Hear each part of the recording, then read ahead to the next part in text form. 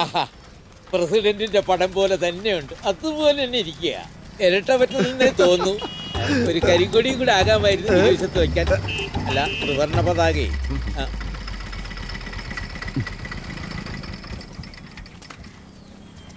ആ പാഷാണത്തി ക്രിമി അവിടെ നിൽപ്പുണ്ട്.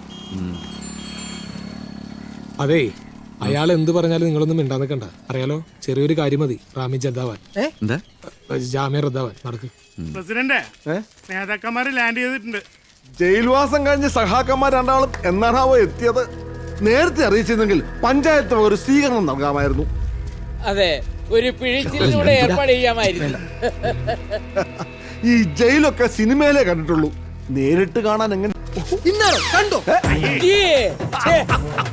നമ്മളിത് എത്ര കണ്ടിരിക്കുന്നു. പ്രസിഡന്റ്, ഇത് തന്നെയല്ലോ പഞ്ചായത്ത് മീറ്റിംഗിൽ നമ്മൾ കാണുന്നത്. ഞാൻ എന്തെങ്കിലും പറയും, തുറമുഖ കാണിക്കും. നമ്മളടുത്ത് അവന്റെ കാളി. പോലീസാകാവൻ നിന്നേ.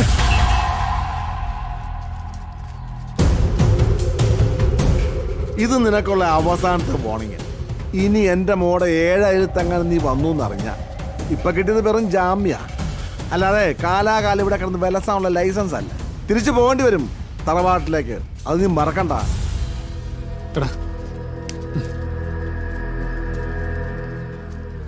എന്താ അച്ഛാ ഇത്? നമ്മുടെ കുടുംബകാര്യങ്ങളൊക്കെ ഇങ്ങനെ പബ്ലിക്കായിട്ട് വിളിച്ചു പറയാവോ? അച്ഛനോ? എന്താ പിള്ളേ, കെട്ടാൻ പോകുന്ന പെണ്ണിന്റെ അച്ഛനെ അച്ഛന്നല്ലാണ്ട് പിന്നെ അമിതാഭ് ബച്ച എന്ന് വിളിക്കാൻ പറ്റുമോ? അത് പറ്റത്തില്ല. പിന്നെ തിരിച്ച് ജയിലിലേക്ക് പോകേണ്ടി വന്നാ പോളി പോകും. പക്ഷെ അതിനു മുമ്പ് അച്ഛന്റെ പുന്നാര മോളെ കല്യാണം കഴിച്ച് കൂടെ പൊറപ്പിച്ചിട്ടേ പോളി പോകും. അത് വേണോ? ഇത് ഈ നാട്ടുകാരെ സാക്ഷി നിർത്തി പോളി പറയുന്ന വാക്കാ. തടയാൻ പറ്റുമെങ്കിൽ താൻ തടയും.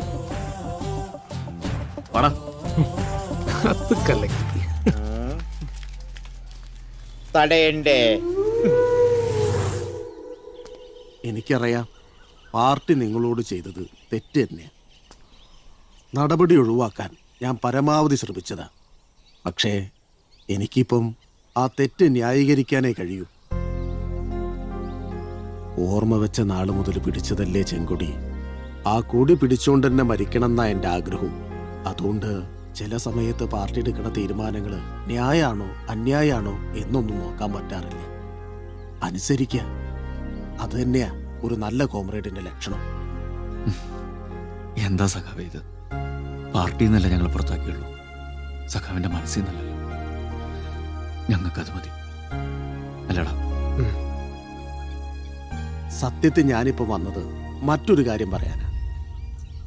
നിന്റെ ആ സ്ഥലവും ഫാക്ടറിയും വാങ്ങാൻ ഒരു പാർട്ടി റെഡി ആയിട്ട് വന്നിട്ടുണ്ട്. വലിയ ലാഭമൊന്നും കിട്ടില്ലെങ്കിലും സാരല്ല, അതങ്ങ് വിറ്റൊഴിവാക്കണതാ നല്ലത്. ഞാനായിട്ട് ഉണ്ടാക്കി വെച്ച പുലിവാലല്ലേ, അത് ഞാനായിട്ട് തന്നെ അങ്ങോട്ട് തീർത്തേക്കാന്ന് വിചാരിച്ചു. എന്തായാലും ഇത്രയൊക്കെ അനുഭവിച്ചല്ല സഖാവേ, ഇനിയിപ്പോൾ അത് വിൽക്കണ്ടെന്ന് ഞങ്ങൾ തീരുമാനം. എല്ലാവരും കൂടെ പൂട്ടിച്ച ഞങ്ങളുടെ ഫാക്ടറി എങ്ങനെയെങ്കിലും തുറന്ന് പ്രവർത്തിപ്പിക്കണം. ആ ഒരൊറ്റ ലക്ഷ്യമേ എൻ്റെ മുന്നിലുള്ളൂ. അതിനുവേണ്ടി ഏത് വഴിയും പോളിസി വിരിക്കും. എന്ത് നെറുകെട്ട കളിയും ഞാൻ കളിക്കും. സഖാവ് നോക്കിക്കോ. For more updates, like, comment, subscribe to our channel. Hey darlings, గంటని click చేయడం మర్చిపోకండి.